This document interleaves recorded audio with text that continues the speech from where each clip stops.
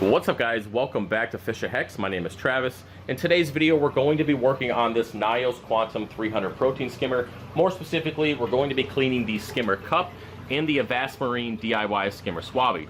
Now I installed this Swabbie, July of last year, so we're just over a year. If you want to know more about it, check out the video in the 300 gallon playlist and I'll show you how I installed it and the whole process.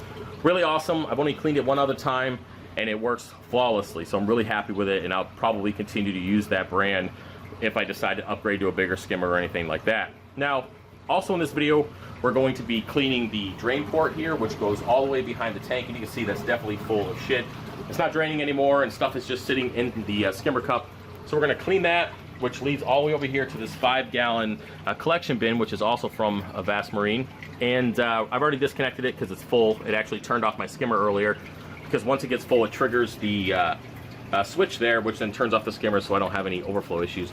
Anyway, it's going to drain. We're going to flush everything into this 5-gallon bucket when we're cleaning out the cup. So that's already set, ready to go. And yeah, this maintenance is every 6 months. It's pretty easy, so let's go ahead and get started. Okay, so I'm going to go ahead and answer the question right off the bat that you guys will probably ask in the comment section. That is, why don't I just completely remove the cup itself, take it upstairs, and clean it in the sink? Well, yeah, that would be awesome if it was that easy. It's actually not, and really the only problem I have with that whole process is getting this drain port back on the cup. I actually have it super glued on there. It's not technically made for this cup, but it does fit, so I super glued it on there to make sure it stayed. And the first time I cleaned it, I admit I did take everything apart, and it just took way too long to get it back together. Wasn't worth the time when I can simply just go in here and do it the way that I'll show you guys. So the first thing we're going to do is turn off the skimmer, which we did, disconnect the Skimmer Swabbie, which I already did as well, and then we're going to go ahead and pull out the lid here. Try not to make too big of a mess. All right, so that is the first half of it. It's made to come loose like that. You can see that that's a lot of poop. That's built up nastiness, which is always nice. It smells awful too, so if you guys had smell vision, you guys would probably be throwing up right now. And then after that, we have our blade here. Set that to the side. I'll bring that outside and rinse it underneath the garden hose. No reason for you guys to see that. It's pretty easy. Just spray off all the shit. Next thing we're gonna do is come in here. I'm going to add some water and then let it soak for a little bit. And it's gonna be hot water. I'm not talking boiling. You don't want to use that because it's going to crack the plastic. Just get the hottest water you can get from your tap that you can stand underneath your hands, and then pour it in here, let it sit. Then we're gonna come here, rubber gloves, and kind of scrape as much of the poop off as I can. Get it to sit inside the cup, and then we're gonna shop vac it out. So let me go ahead and do that. Okay, so again, I'm gonna be pouring hot water, as hot as I can stand, from the tap into here, not down the inside into your tank, but into the cup section where we're gonna clean it out. And I'm just gonna say this one more time, do not use boiling water, you will crack the plastic. Someone's gonna do it and be like, yo, FishOfHex told me to put boiling water in there. No, listen to the fucking video. Now, if you want, you can go ahead and put vinegar in there, which I don't have right now, and I'm not going to the store to get it. But you can put vinegar in there, clean it out. It works a little bit better to help take care of everything. So, again, hot water, and shout out to BRS for this awesome jug that I had to pay for.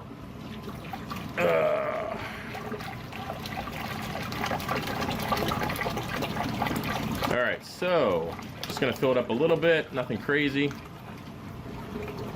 Looks delicious. Now we're gonna come in here, gloves are good, and just flop off that poop. Come in here, and what I'm doing is I'm cleaning the outside of the cup with my fingers. And you can use a brush or a credit card, whatever you want. It doesn't matter. Whatever works for you. This is working just fine. And then what I'll do is I'll also come in here and just get any of the extra. The Swabbie does a really good job. I mean, there's a little bit of film here, but nothing crazy.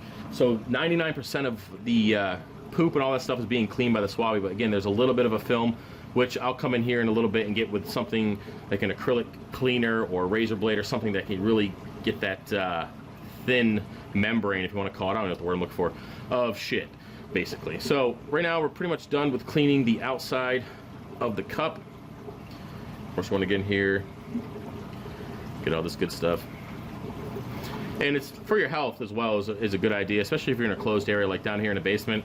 I want to make sure that this cup's clean because there are slots at the top of the lid where air's coming out, and it's bypassing all this white, possibly mold, possibly poop, who knows what it is, and just getting forced out through the fish room. It's just not something that you should be breathing in. And with all the water down here, even though the humidity is good, we have the exhaust fan, all that stuff, and 2 filters, air filters, which get clogged up all the time with dust and all that. It still needs to be cleaned. So this is just yummy. So yeah, you can wear gloves if you want. You don't have to. But yeah, so we're good. The outside's done. The cup's done. So as you can see, it's not draining because it's clogged on that. So I'm going to back the camera up a little bit and show you how I clean or kind of force water through that hose down at the corner of the strainer now to flush out the setup. So I'm going to start flushing it, and then we will use the shop vac to get all those big chunks, which will of course not fit down the hose itself. So let's do that. All right, so you can see that the water's not draining because it's clogged up through here. Now the best way to clean this for me is you can either use a turkey baster, which works really well, or you can use something like a syringe with a piece of RO tubing on the side, which then you just kind of suck up some of the water, and then you find the hole somewhere, and you just kind of force it through. And you can, I'll bring the camera over so you guys can see, but it's actually starting to drain. So let me move the camera. Whoa, we're gonna stay on the tripod. You can see just that one squirt is already forced out a bunch of it, which is filling up. So yeah, we'll just go ahead and do that every time it clogs up. Let me go ahead and grab the shop vac, plug it in, and then we'll finish cleaning out the cup. All right, so as you guys can see, 99% of the water has drained out of the bottom of the skimmer cup into our collection, or our 5-gallon bucket on the other side of the tank. And now we just have the big chunks of fish poop that we're gonna suck out here with the shop vac in just a second. After that, we're going to fill this up about 3 or 4 times with hot water, again from the tap, not boiling water, and then just keep flushing that drain port until it's semi clean to its original state. All right, so I'm gonna go ahead and shop vac all this shit out.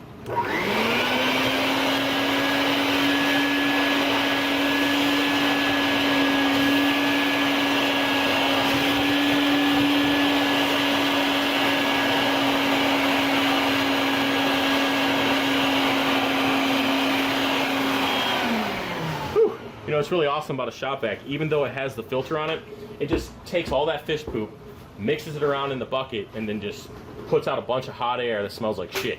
So that's awesome. All right, so I'm gonna go ahead and fill this up a few times, probably throw some music on, maybe fast forward, I don't know, and drain it, and we'll be back.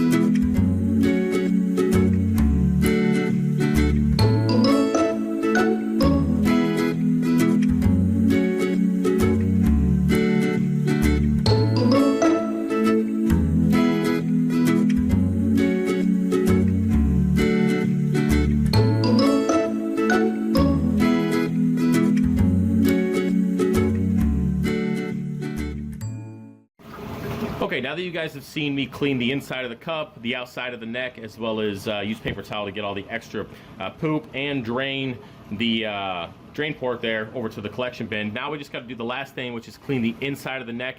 As I mentioned, it's a pretty tough film, which it's just over and over again of the Skimmer Swabbie cleaning it. This is just a leftover film, and because we want our skimmer to run at 100%, of course we want to get in here and clean it out. So this is just the attachment blade that goes to my tiger shark, or tiger float shark, for the glass, and it works pretty well at getting this off. So we're gonna just do that real quick. As you can see, it's still poop, but it's like a, I don't know, it's pretty tough stuff. So we're gonna come in here and just clean as much of it as we can. Doesn't have to be perfect. Okay, so that's about it when it comes to cleaning the cup itself. As you can see, the Swabbie is nice and purty. Very good. Clean the outside, the inside. Our blade is good. So now we just got to go ahead and put it back on there. So first, it's a pretty tight fit here, and we're going to put the lid on first, and then of course add our blade.